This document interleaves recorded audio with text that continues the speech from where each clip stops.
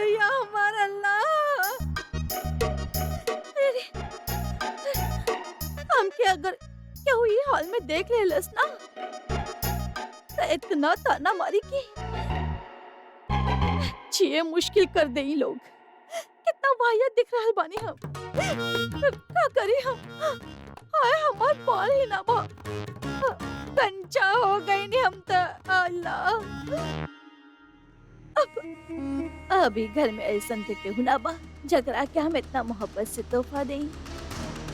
रजिया ही तोहरे खातिर बा।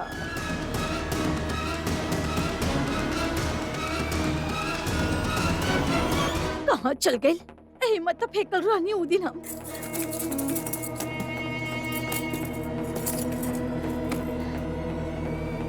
कहाँ चल गई? एके ढूंढ रहल बाड़ू रसिया। दे दे हमके। ऐसन कैसे? बड़ी भी आप ऐसन काहे करत बानी? ये हमके दे दे। हमार बड़ा मजाक कुछ पावे खातिर कुछ करे के पड़ेला। अरे बड़ी भी मजाक के वक्त ना मार। दे हमके। मजाक तो तोहार होखे वाला बा रसिया। जब हसीना तो के ई हालत में देखी तब हसीना। अरे रजिया, अरे रजिया कहाँ बाड़ू तू? बड़ी भी हाँ हसीना हो गई। बोला तो बोलबो की बोले ले। हम बोले ले बानी हसीना के यहाँ। आप बड़ी भी हमके दे दे। हसीना, इहे आ जाव, हम सब रसोई में बानी। अरे मत बुलाई ओकरा के। वो हमरा के ऐसे देखी था हमार बड़ा मजाक उड़ाई ना। हसीना आ जाई। बड़ी भी तब खत्म होखे वाला बरसिया। ई त हमने के आखिरी बासी बा। यही खातिर त कितना मजे से खेलत बानी हम। बड़ी भी रजिया, अरे रजिया कहाँ बाड़ू तू? आपके पैर पड़त बानी देखी। हसीना आ जाए तो हमके ऐसा देख के बड़ा मजाक उड़ाई। एला पता ना ये रजिया कहाँ चल गई। शैतान की खाला न जाने का पकावत हुई। आ रजिया, बड़ी भी आप कहीं रजिया के देख लूं? आप देखनी रजिया के?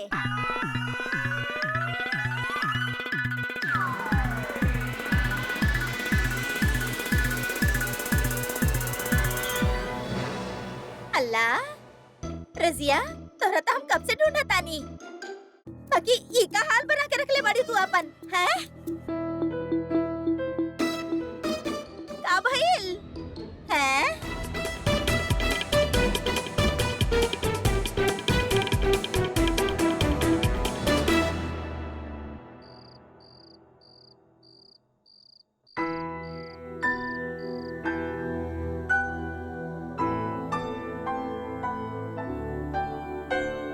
जोया, तो उसे सगाई के ऐसा लगत बाकी हम दुनिया के सबसे खुशकिस्मत इंसान बानी।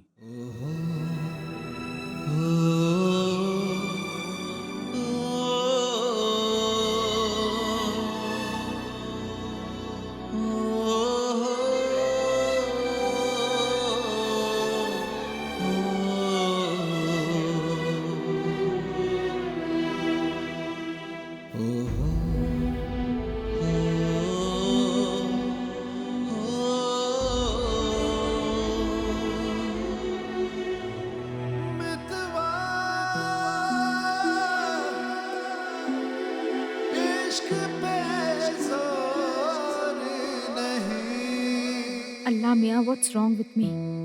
2 दिन में मिस्टर खान से 2 बार सगाई।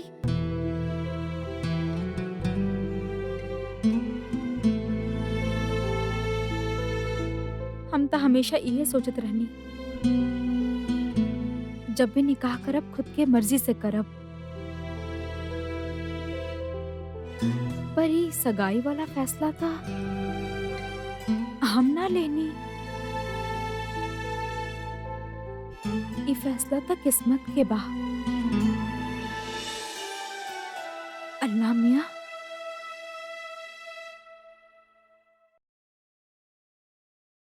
पर फिर भी हमके ये फैसला गलत काहे ना लग रहल बा।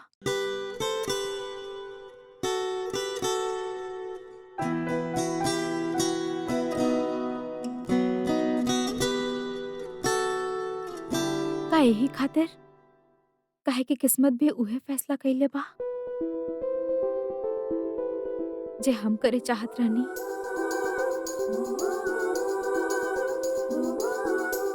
काहे ही खातिर काहे कि हमार सगाई मिस्टर खान के साथ हो गई।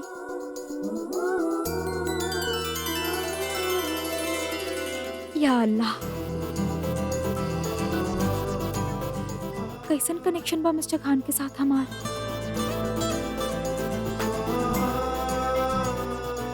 कैसन एहसास पाई।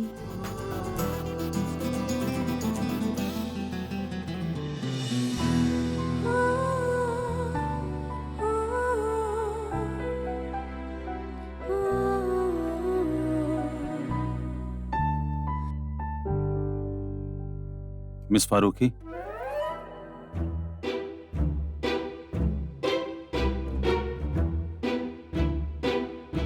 जोया तो पागल हो गई बाड़ू। मिस्टर खान तो के सपना के बाहर भी दिखाई देता रे।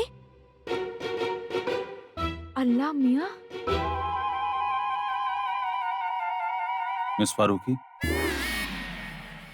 मिस्टर खान प्लीज आप जाइए यहाँ से। What's wrong you Miss Farooqui? का बोलत जात बाड़ू? डिनर रेडी बा, नजबा कहले रहल कि आपके बुला ली। हाँ चली।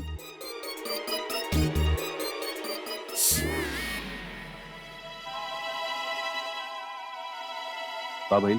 कुछ ना मिस्टर खान, चलिए हम आवत बानी बस। जी।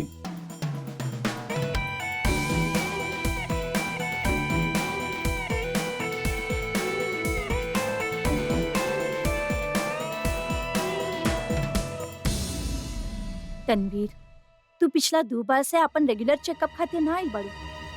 ये ऐसन करब तोहरे हालत खातिर ठीक ना बा। हाँ हम जाने नहीं डॉक्टर, हम थोड़ा सा काम में बिजी रहे, वक्त मिलते ही आवतानी। देख तनवीर, हमके तोके बहुत सा चीज एक्सप्लेन करे के बा। प्रेगनेंसी के शुरू होखे के दिन में बॉडी में बहुत सारा चेंजेस होखेला। हम आपसे कहनी ना, वक्त मिलते ही आ जाए। जी इनका काला गिला कि हमरा के अपन बच्चा के फिक्र नहीं खे। फिक्र बा तबे तो ये बच्चा के एगो अच्छा बाप दिलावे के तैयारी कर रहल बानी। लेकिन ये कम वक्त सोया।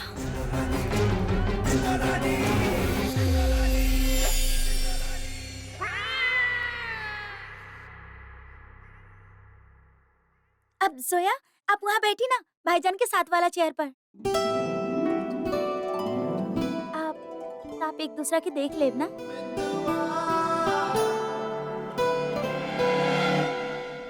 सो रोमांटिक ना। टमाटर। तनवीर, आप यहाँ जाइए हमरा पास। जोया जाना कोको।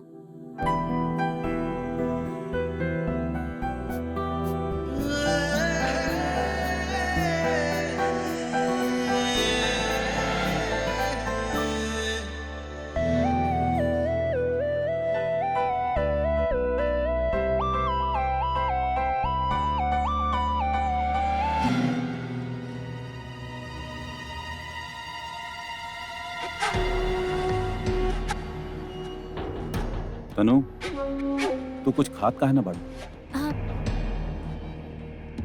जी इफेसली ना। ना हम सब्जी ले ले।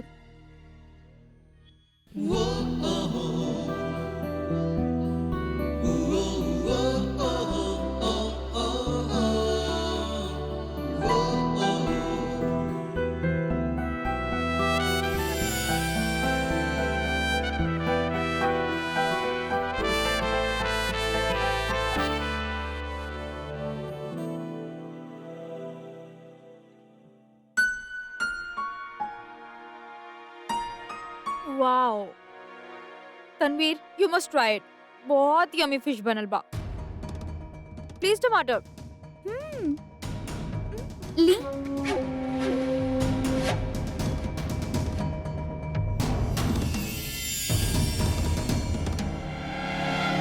अमीन डिनर कैली? जी भाईजान। अब यू नो व्हाट, जब से आप दोनों की सगाई भइल बा ना, अम्मी की तबीयत तो और भी बेहतर हो गई बा।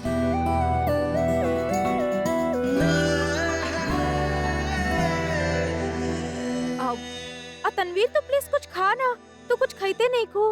अरे नाना, हमरा की भूख नहीं खे। ऐसे कैसे भूख ना लगल बा नजमा? जी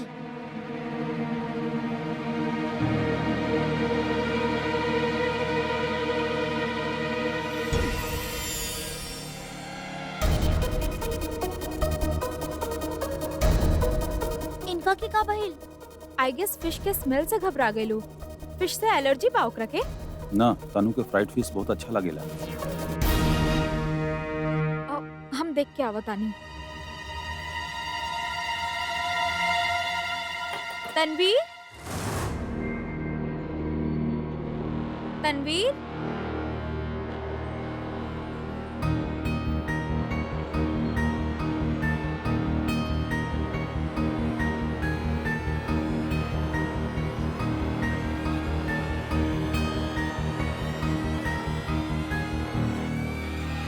तनवीर, तनवीर, तनवीर उठा। मिस्टर खान, प्लीज जल्दी आइए, देखिए तनवीर के क्या हो गए। तनवीर उठा प्लीज, उठा तनवीर।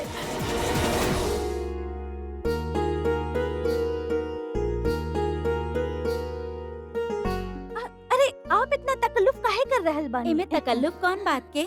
अब हसीना बी के बहन बानी ता हमनी के भी अपना ही बानी ना।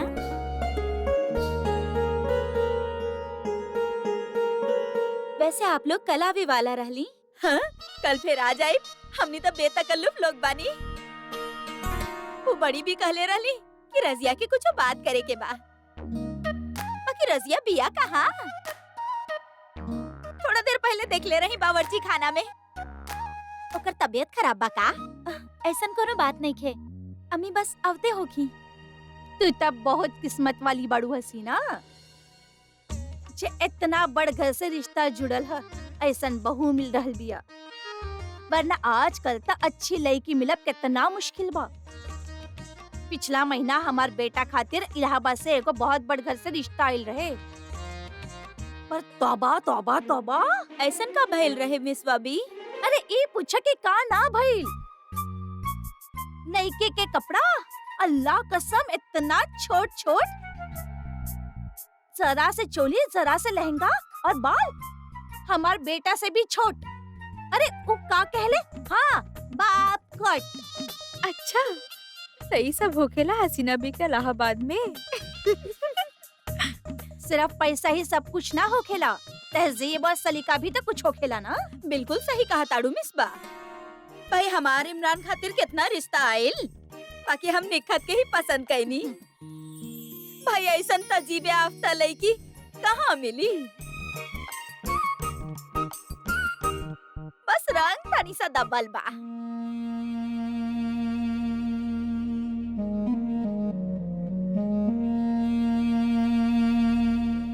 बाकी ये खानदान के पूरा भोपाल में मिसाल बा, और सिद्दीकी साहब के नाम के तो रुतबा बा। हमनी के रजिया भी कम नहीं खे। मिलबू तो पता चली तारा के। हाँ, अल्लाह, ये हसीना भी ना।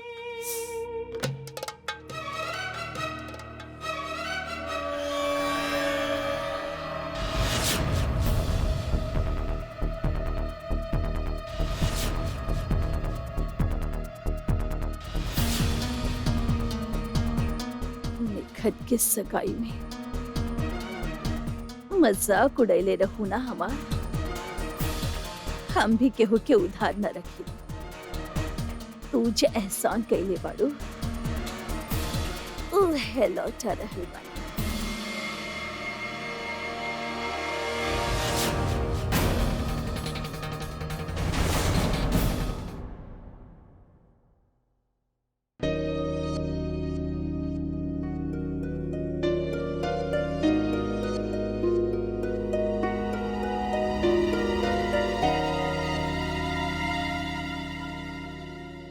Tanveer, are you okay?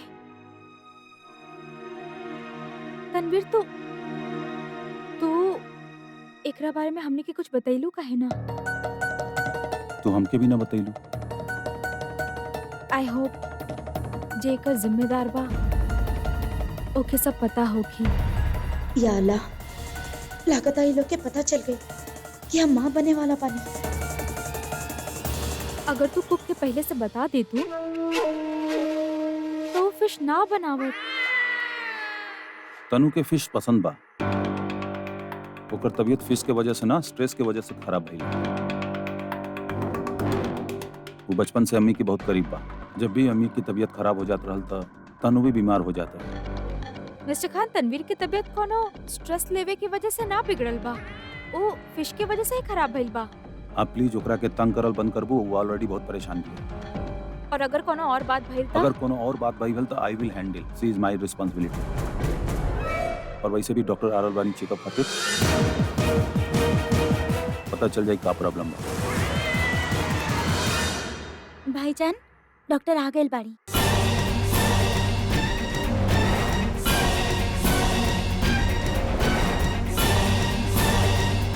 कम्बक doctor के भी अभी आवे के रहे। अगर ये चेकअप कर लेली तो सबके पता चल जाए कि हम कुछ तो करे के ही पड़ी।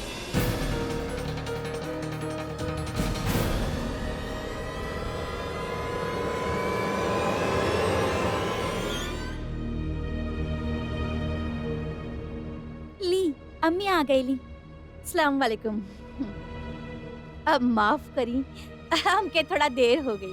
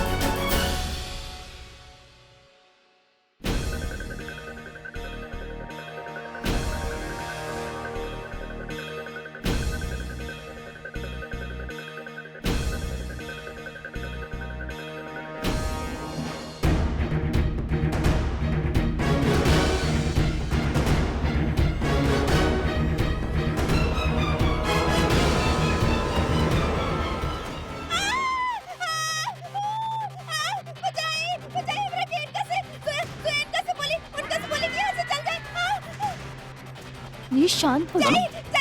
तनु,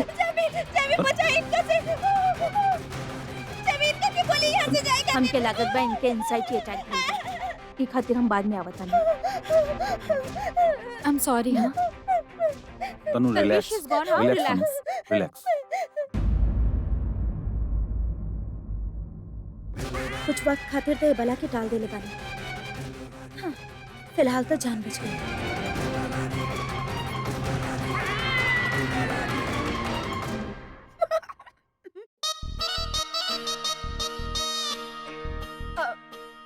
अच्छा रजिया भी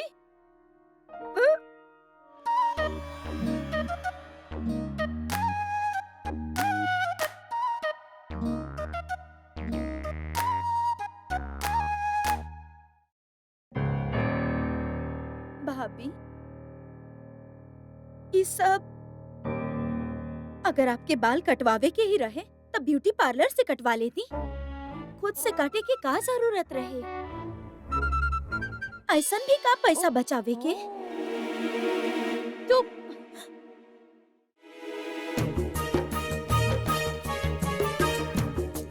शेरीन, तो क्या अपन भाभी के बाल ना पसंद आई? हम तो यही सुन ले बानी कि आजकल यही कट चल रहा बा। ई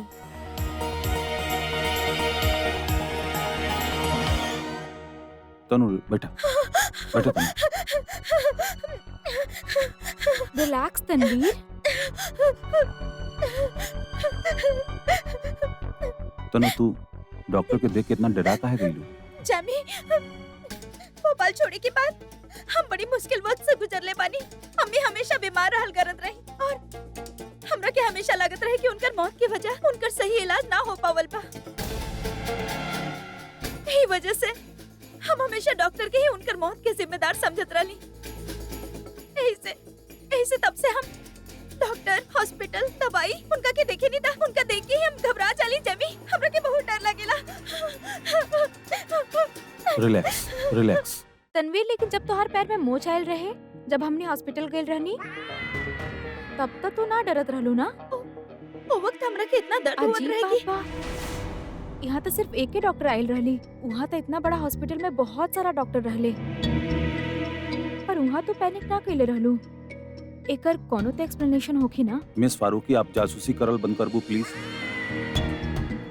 कम ऑन मिस्टर खान, हम तो सिर्फ ई खातिर पूछतानी काहे कि हम ई समझे चाहत बानी कि आखिर भइल का रहे।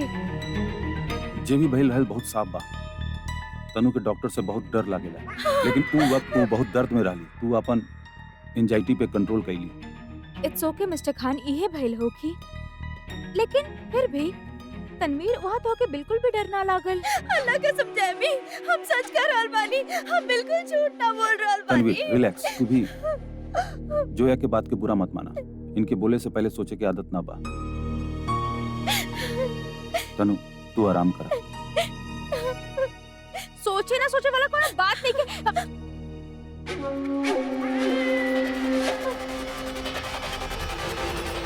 या अल्लाह, पता नहीं ये बुढ़िया के कई चीज के बदला ले रहल बिया हमसे।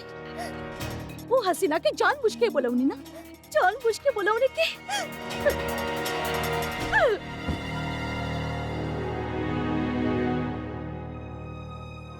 अब इतना गुस्सा करे से का फायदा अम्मी? जे होवे के रहे उ तो हो चुकल बा।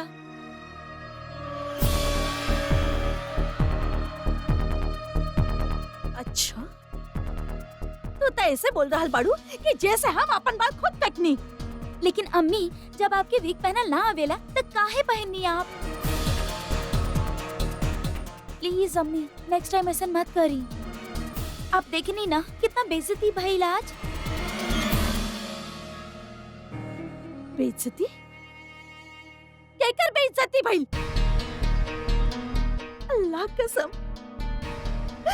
अभी दिन आ गेल बा कि हमार खुद के औलाद हमसे ए तरह से बात कर रहल बाड़ी। तार बेइज्जती हमारी हाल देख ले बाड़ू। ये देखो अम्मी, आप हमरा के गलत समझ रही बाड़ी। हम बस इतना चाहेनी कि आपके केहू मजाक ना बनाए। और आपकी का लागेला हसीना भी चुप बैठी। आई एम श्योर कल तक ये बात पूरा भोपाल के पता चल जाए। आपकी का जरूरत रहे बाल में आटा चिपकावे के? छे, हमेरा सुन लो।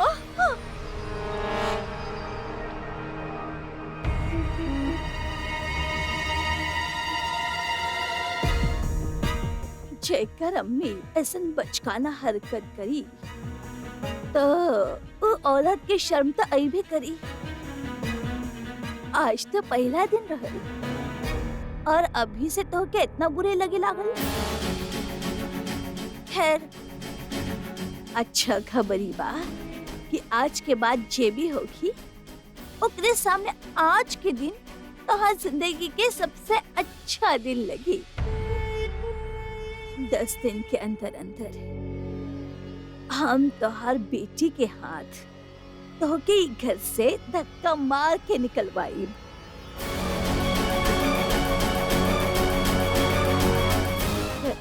फिकर मत कर रजिया, हम चलब न तोहरे साथ। तोहके छोड़े यतीम खाना।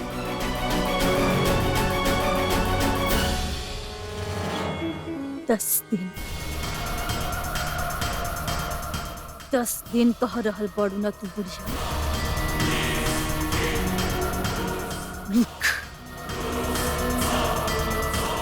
रुक जा तू। तो हर खेल तो हम आज ही खत्म करके रहो। कैसन बात करत बारू मिस फारूकी? आपके पता बा तनु बीमार बा, तब भी आप मिस्टर खान, आप हमके गलत समझता नहीं। हम उनका से सिर्फ यही खातिर पूछत रहनी काहे काहे कि पूछत रहनी इम्पोर्टेंट नहीं के इम्पोर्टेंट ई बाकी आप हर बात में इंटरफेयर मत करी काहे काहे कि हम कह रहल बानी। ओ रियली हमनी के सगाई हो गइल बा एकर मतलब ई नहीं कि हम आपकी हर बात मानब कुछ भी। हम ऐसन करे खातिर कब कहनी? अच्छा भइल आप ना कहनी मिस्टर खान, काहे कि अगर आप कहती हम तब भी ना मानती। देखिए सीधा सीधा बात बा, ये बहुत डेमोक्रेटिक सगाई भइल बा, राइट? हम उ लड़की में से ना बानी जे आपन उनकर बात गर्दन झुका के यस यस यस कह के मान लेवेले। आइल बात समझ में? और हम भी वो आदमी में से ना बानी जे सिर्फ अपन बीवी के रिमोट कंट्रोल बन के रह जाला।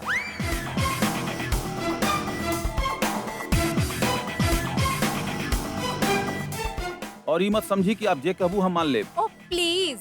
अब वैसे हम ये बात काहे कर रहल बानी? हमनी कौन सा हस्बैंड वाइफ बानी?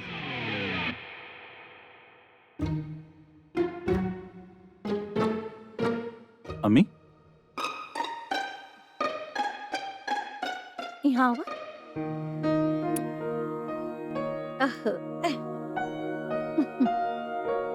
कितना प्यारा लग रहल बा तू दोनों झगड़ा करत। अभी तो सिर्फ सगाई भइल बा और तू दोनों तो ऐसे बिहेव कर रहल बानी जैसे शादी के 10 साल बीत गइल बा। बिल्कुल हस्बैंड एंड वाइफ। तू दोनों एक दूसरा खातिर ही बनल बाड़। हम बता ना सकेनी कि आज हम कितना खुश बानी। अम्मी आपके तबीयत खराब बना, डॉक्टर आपके रेस्ट करे खातिर कहले बा। हम ठीक बानी ना आप असद। चली असद चली अपन कमरा में।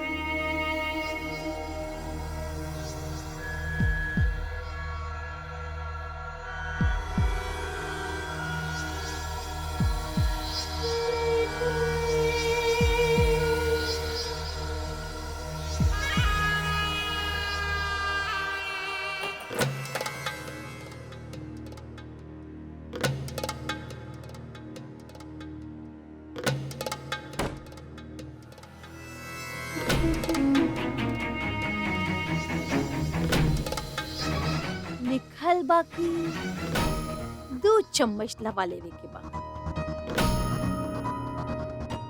लेकिन अगर डोज थोड़ा बढ़ा दी तब बड़ी भी के तबीयत और भी बेहतरीन हो जाएगी।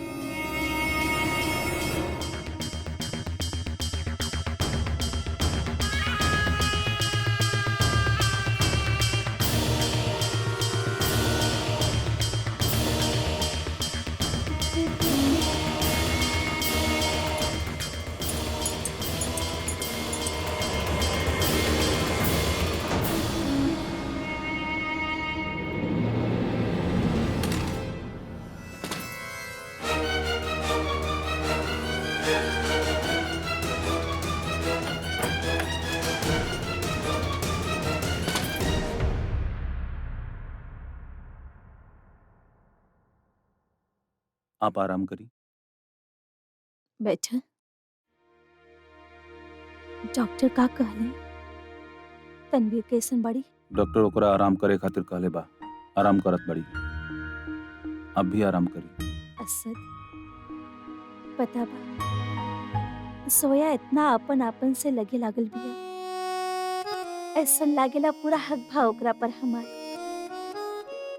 तभी तो इतना बड़ फैसला लेवे से पहले हम उनके आपी और चीजों से पूछनी भी ना। लेकिन हमके ऐसा लग रहा बा कि अब हमके उनकरा से बात कर लेवे की चाहिए। इनफैक्ट हम अभी फोन करत बानी।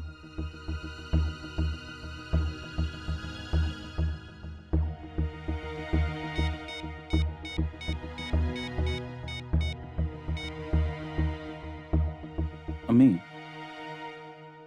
आपके ना लगा था कि जोया के उनके खुद बतावे के चाहिए? आई मीन शायद बुरा मान जाइए।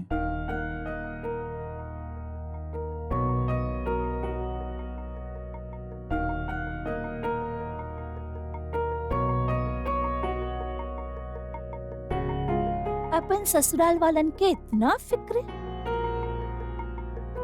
माशाल्लाह। अम्मी आप आराम करी, हम चलत बनी। अच्छा सुनो, जोया से कह दा कि आपन आपी के फोन कर दा। जी।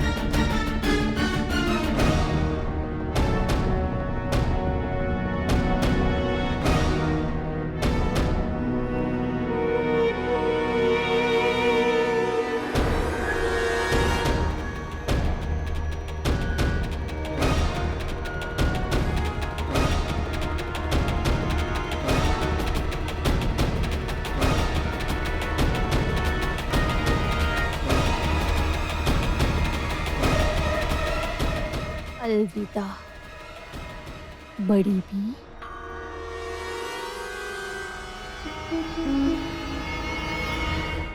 मिस्टर खान, आप चाहत का बानी? आप खुद पुप्पी से कहले रहनी कि हम अपन आपी और जीजू के बता दी और बुला ली ही। अब आप चाहत आनी कि हम अपन आपी के ना बताई? अगर पुप्पी पूछली कि आपी से का बात भेल, तो हम का बोलब? अगर अम्मी पूछे तो आप कह दिया कि आपके आपकी की तबीयत खराब बा और वो अभी ना अगला हफ्ते आएंगे। रियली? मिस्टर खान, उस दिन कौन बड़ बड़ बात करत रहे झूठ के लेके कि झूठ ना बोले के चाहे, झूठ के हाथ की पता ना पैर ना होकेला, के करत रहे इसन बड़ा बड़ा बात? अभी का मतलब सच लेक्स डोनेट कर देले बा झूठ के? कुछ भी। मिस फारूकी, अगर अम्मी की तबीयत खराब ना हो तो हम ये सब ना करती।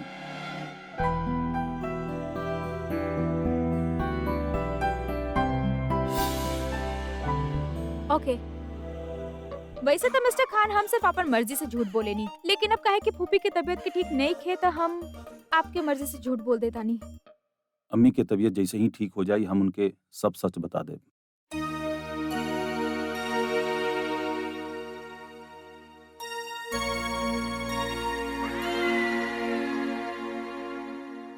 ओके। एक्चुअली कल जश्न सौगात बा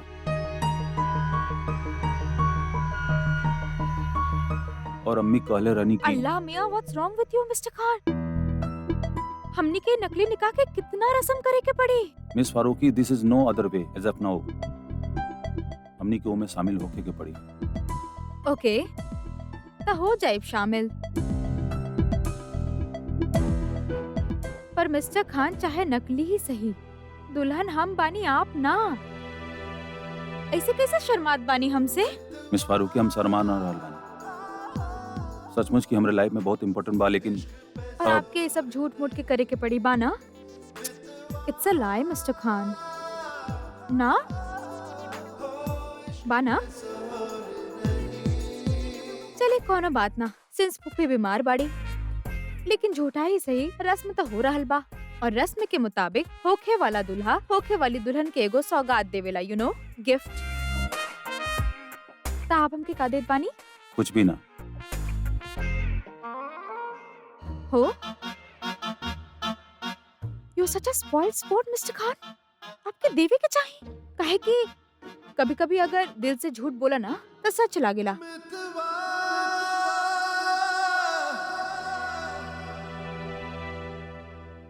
और वैसे भी आप हमारा आइडिया चोरी कैनी तो आपके कुछ ना कुछ तो देवे के पड़ी।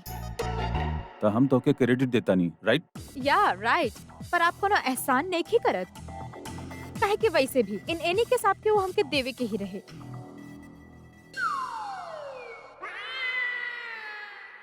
मिस फारूकी, कल के रस्म बहुत खास बा। अम्मी की तबीयत ठीक हो जाई तो हम उनके बता दे कि हम ही निकाह न करल चाहते हैं।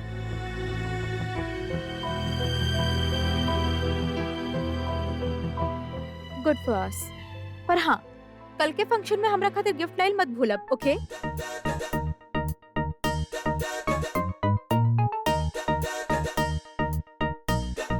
जी।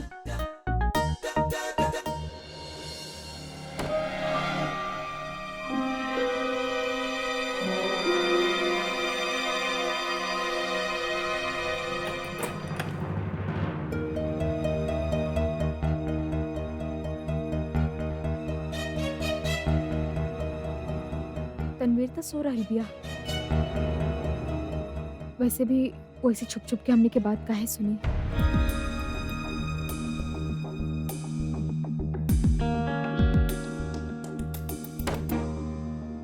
जोया, हमारा अभी अभी डॉक्टर से बात भइल बा। वो कहत रहले कि तनवीर के चेकअप करल बहुत जरूरी रहे। यू नो, ऐसन बेहोश होवे के कोनो भी वजह हो सकत रहे। एंड कम से कम हमनी के ब्लड टेस्ट तो करावे के ही पड़ी। तई ब्लड टेस्ट कैसे हुई?